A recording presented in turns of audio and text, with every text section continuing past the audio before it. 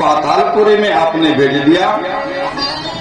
बलि के बारे में थोड़ी और कथा विस्तार से सुनने की मेरी इच्छा है, थोड़ा सा विस्तार से कथा कुछ कह दीजिए। जब परीक्षित ने प्रश्न किया तो सुखदेव जी कहने लगे ठीक है। अब यहां से बलि की कथा फिर से प्रारंभ होती है। राजा बलि पातालपुरी में रहने लगा। पातालपुरी में रहने लगा तो इस देव राक्षसों के गुरु शुक्राचार्य जी देखे कि हमारे शिष्यों का बल कम हो गया है, इसलिए कि समुद्र मंथन से देवता अमृत पान करके बलवान हो गए थे, देवासुर संग्राम में विजय प्राप्त हुई थी और इंद्र का शासन जो इंद्रलोक का शासन इंद्र को मिल गया था, देवलोक का शासन। तो अपने शिष्यों के लिए इन्होंने यज्ञ करवाना प्रारंभ किया। राजा बलि की राजधानी अमरावतीपुरी थी। अमरावतीपुरी में यज्ञ इत्यादि करके अपने शिष्यों को पुष्ट करने लगे। इस प्रकार से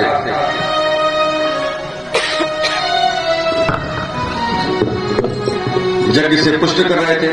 महारानी अदिति कश्यप जी से प्रार्थना करती है कि हमारे पुत्रों को, जो अदिति हैं, अदिति से ही देवता उत्पन्न होते हैं।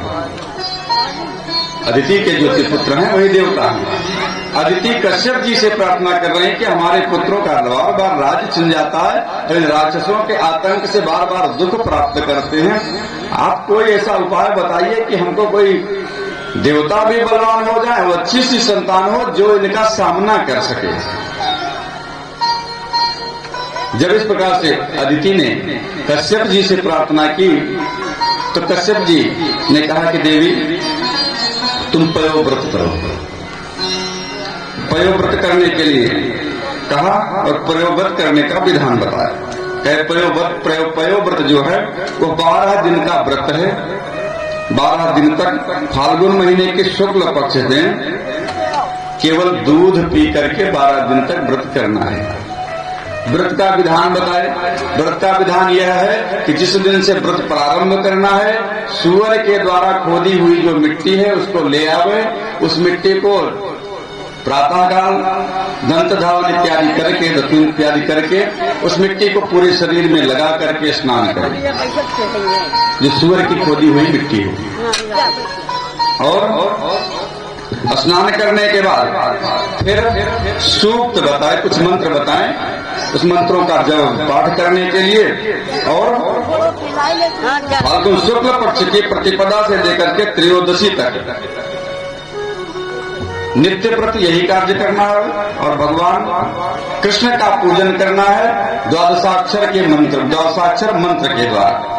जिनको संतान न हो तो वह पयोव्रत करे तो उनको संतान हो जाएगी।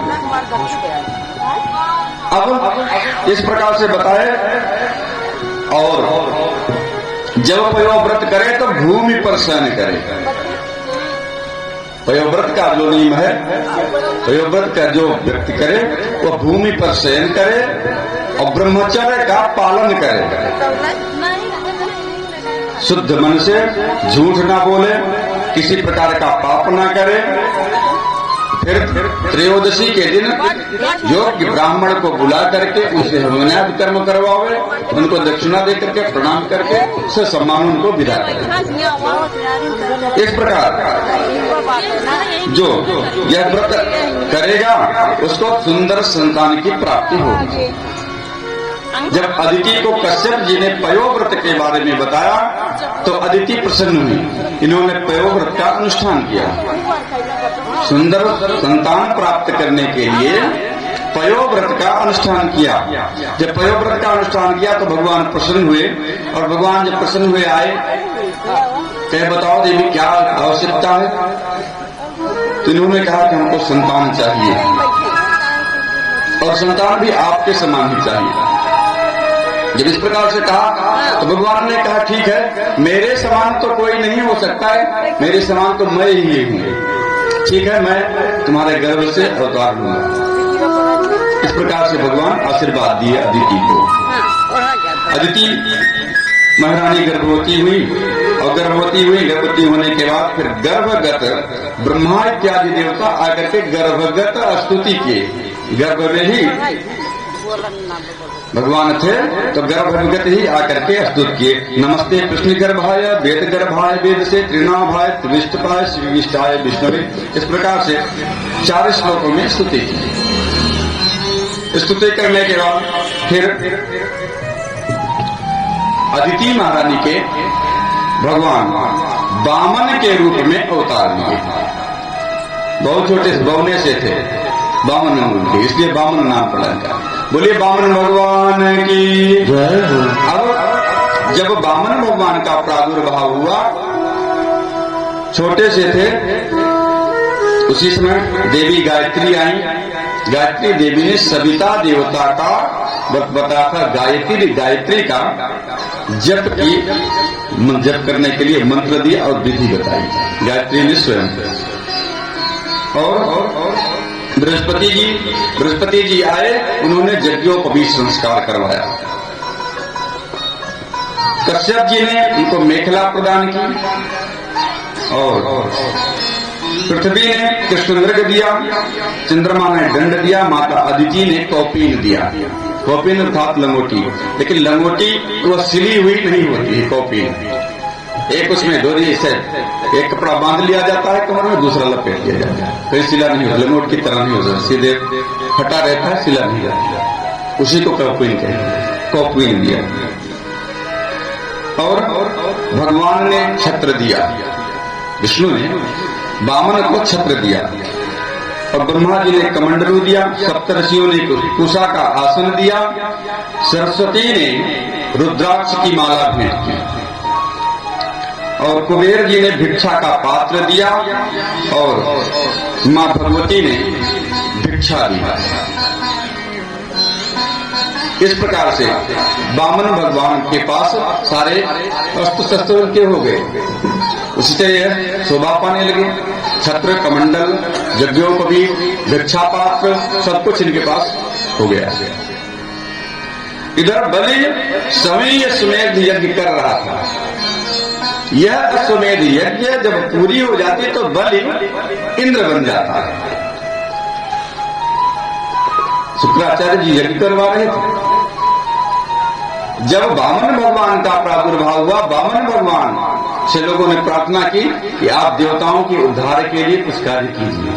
तो वामन भगवान अमरावतीपुरी आए, यज्ञशाला के पास जहां यज्ञ हो रही थी।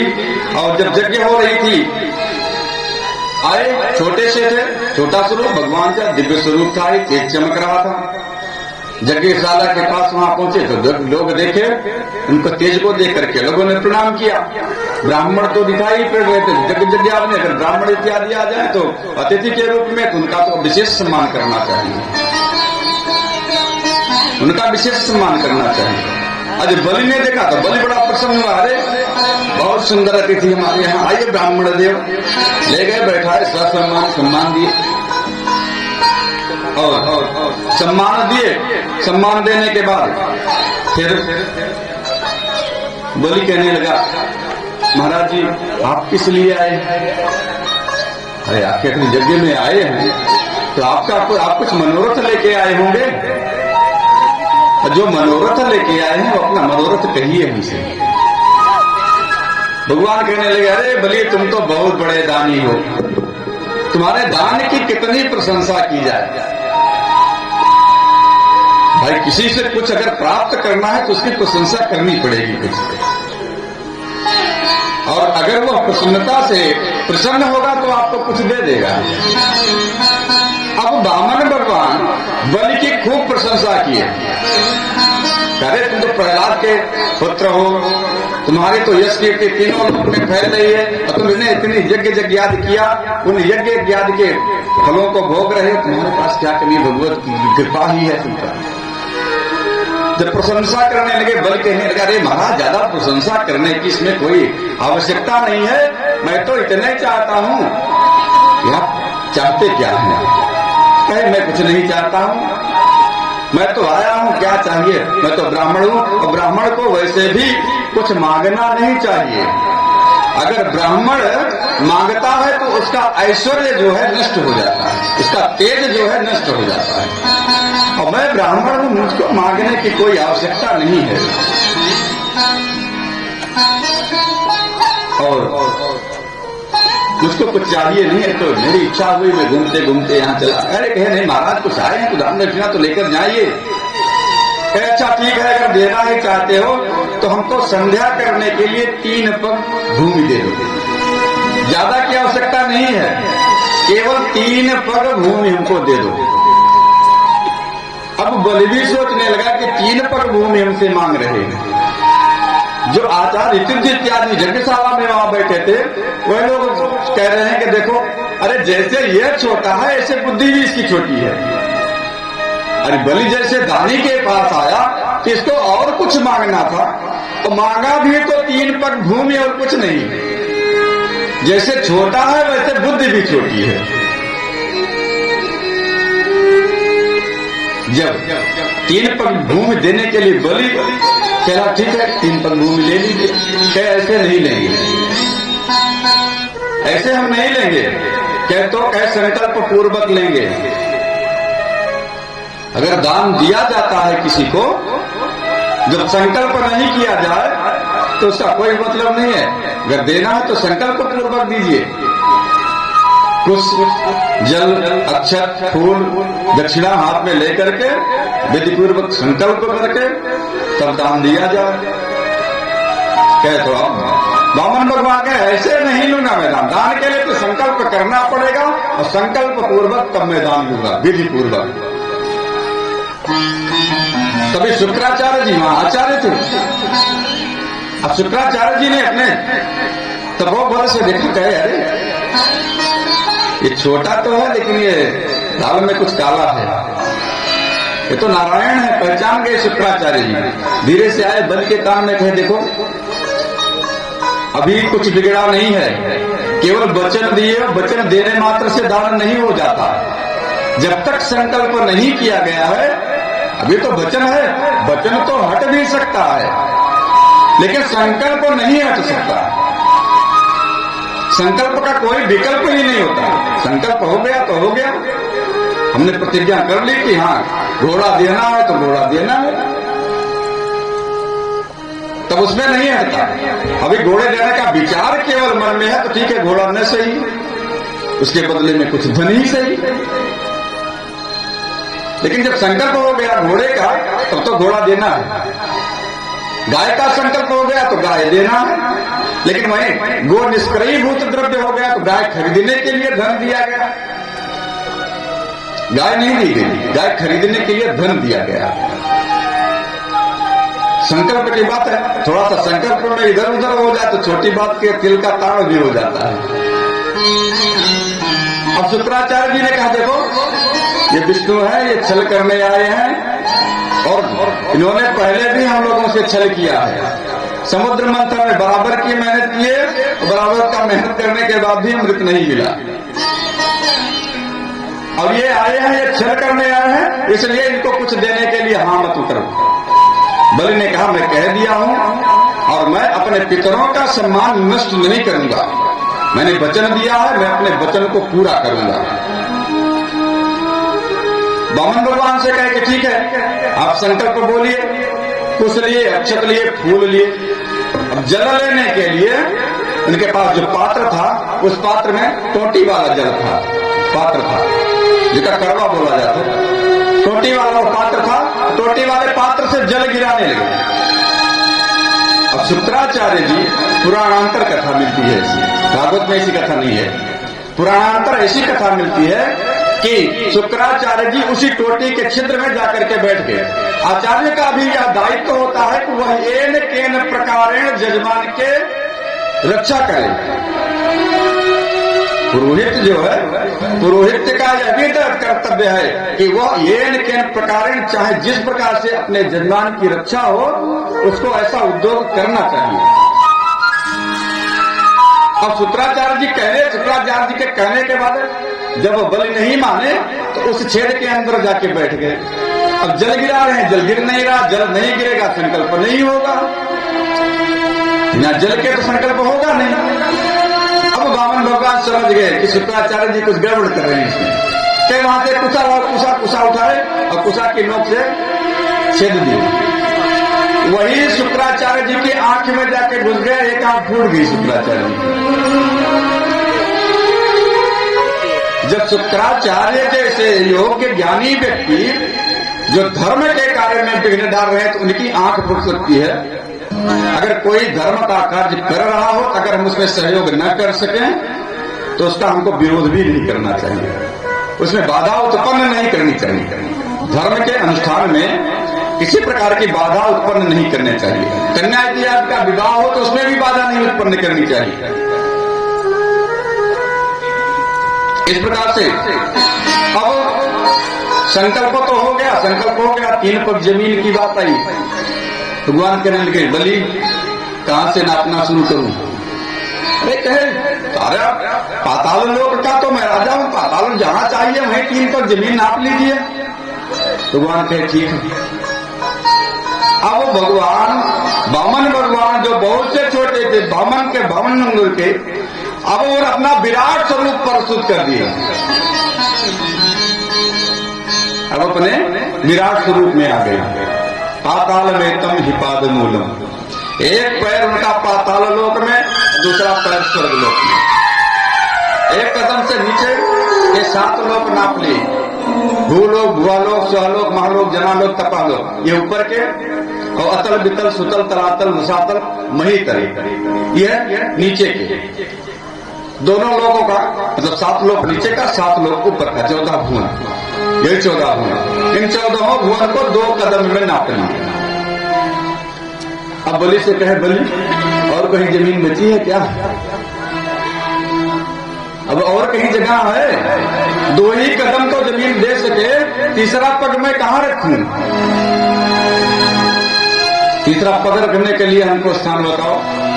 अगर स्थान नहीं देते हो तो संकल्प पूरा हुआ है, और संकल्प नहीं करोगे तो तुम्हारी यज्ञ नष्ट हो जाए। संकल्प पूरा नहीं होगा तो यज्ञ नष्ट हो जाएगी।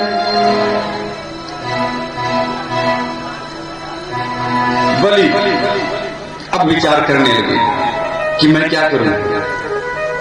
लेकिन बलि तो थे ही, बुद्धिमान थे, और उसी समय इनकी पत्नी विंध्यवली नाम था, वो भी आई कहे प्रभु मैं क्या कहूँ आपसे, आपके तुम्हारी बड़ी परंपरा है। अरे ये तो मेरा बड़ा सौभाग्य है कि आप हमारे यहाँ आए, आपका कदम हमारे यहाँ पड़ा, और यज्ञ में पड़ा तो आपके आने तक सारी यज्ञ की पूर्ति हो जाती है, और आप यज्ञ में विघ्न हो करें, ऐसा कैसे हो सकता है? बल्कि कहने लगा कि नहीं, हमने इनको वचन दिया है 3 पग भूमि देने का, मैं 3 पग दूंगा। फिर बलि ने कहा प्रभु आपने 2 कदम भूमि प्राप्त कर ली है, तीसरा कदम मेरे सिर पर रख दीजिए। तीसरा पैर आप मेरे सिर पर रख दीजिए, इसलिए कि शरीर में भी भूतत्व विद्यमान है, और आप 5वां कदम मेरे पैर पर। भगवान प्रसन्न हो गए बलि से। बलि के बाद से भगवान प्रसन्न हो गए। उसी समय बलि के पुत्री रत्नमाला भी वहां थी। उनकी कथा आगे पूतना चरित्र में आएगी। यही रत्नमाला जब वामन भगवान को देखा तो छोटी सी अवस्था में सुंदर बालक के रूप में यह सोचने लगी, अगर यह मेरा बच्चा होता तो इसको कितना प्रेम से मैं स्तनपान कराती। और वही जब बलि से छल किए 2 पग में पूरी पृथ्वी ले लिया, वही रत्नमाला सोचने लगी कि अगर यह मेरा पुत्र होता तो मैं इसको विष पिला देती और यह मर जाएगा। भगवान तो सबके अंतर्यामी, सबकी बात जानने। भगवान ने कहा ठीक है, यह भी अवसर आएगा। जब भगवान का कृष्णावतार हुआ, वही रत्नमाला पूतना के रूप में जन्म ली। बोले वृंदावन बिहारी लाल की जय हो। अब 3 पग जमीन प्राप्त हो गई। भगवान प्रसन्न हो गए बलि के ऊपर, और बलि के ऊपर प्रसन्न हुए, कहने लगे कि बलि को बांध लिया। बांधने के बाद फिर भगवान से स्तुति की। स्तुति करने के बाद बलि से भगवान प्रसन्न हुए कि बलि तुमको क्या चाहिए। अब यही बलि ने कहा कि प्रभु हमको क्या चाहिए, अगर आप आ ही गए हैं, कुछ देना ही चाहते हैं, तो मैं जिधर से निकलूं, अपने भवन के जिस द्वार से निकलूं, उस तरफ से आपका ही दर्शन हो हमको, बस यही चाहिए।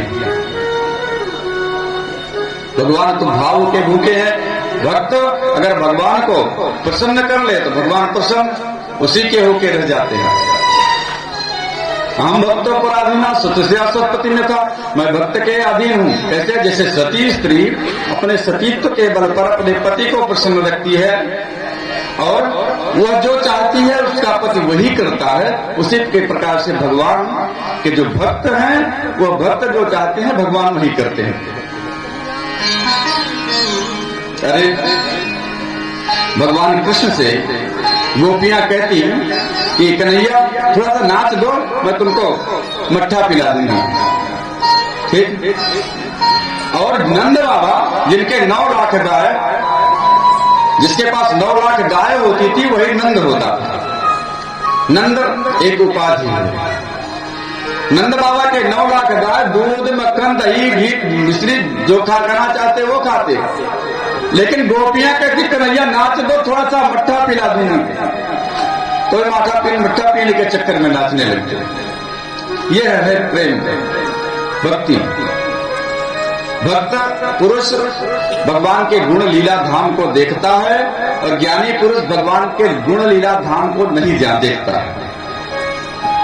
ज्ञानी पुरुष अपने ज्ञान के बल से भगवान के समीप पहुंच जाता है, भगवान के स्वरूप का हो जाता है और स्वर्गलोक में निवास करता है। ज्ञानी पुरुष जब तक उसका तप रहता स्वर्गलोक में रहता, फिर से पूर्ण क्षीण होकर के फिर से वह मृत्युलोक में जन्म लेता है। और भक्त पुरुष जो है, भक्त पुरुष भगवान के समीप तो नहीं रहता, लेकिन भगवान के लीला गुण और धाम का दर्शन करता है। ये अंतर है भक्त पुरुष में और ज्ञानी पुरुष में। अब भगवान बलि से जब प्रसन्न में कहे भागो बताओ क्या चाहिए, बलि ने कहा प्रभु मैं अपने जिस दरवाजे से निकलूं उधर भी आपका दर्शन होता रहे हमको। भगवान ने कहा अच्छा चलो आशीर्वाद दिया। अब आशीर्वाद दिया, भगवान पहरेदारी करने लगे। आए थे तो बलि को बांधने के लिए, लेकिन स्वयं बंध गए। अब बलि जिधर से निकलते उधर से भगवान दर्शन करते। लक्ष्मी जी विचार कर रहे हैं कि भगवान कहाँ गए, आखिर कहाँ गए। तो नारद जी से मिले तो नारद जी ने कहा कि भगवान तो बलि के प्रेम में बंध गए हैं, वहीं पहरेदारी कर रहे हैं। फिर बलि के प्रेम में बंध गए तो कहे क्या कहे कि अरे श्रावण पूर्णिमा आने वाली, रक्षा सूत्र लेकर के आप जाओ बलि को बांध दो। और बलि को बांध करके अगर वो कहता है कुछ मांगने के लिए तो वही कह देना कि हमको इसने को दे दो। गई जाकर के बलि को बांधा, सूत्र बांधा। वही हम लोग मंत्र भी पढ़ते हैं, एनवद्दो बलि राजा दानवेंद्रो महाबला तेन कान प्रतिबद्धनामी रक्षे माचलो माचल। इसी एक ही मंत्र में तो पूरी कथा हो जाती है। मंत्र तो एक है, 21 श्लोक है, लेकिन ये कथा पूरी उसी मंत्र में हो जाती है। जैसे राजा बलि के हाथ में लक्ष्मी जी ने बांध दिया था यह धागा, और बलि ने प्रसन्नता पूर्वक नारायण को लक्ष्मी को वापस कर दिया था। इसी प्रकार से यह धागा मैं आपको बांध रहा हूं, यह आपकी हमेशा हमेशा रक्षा करेगा। प्रसन्न होकर के बलि को लक्ष्मी जी के साथ नारायण हुए, फिर वापस आए। बोलिए लक्ष्मी नारायण भगवान की जय हो।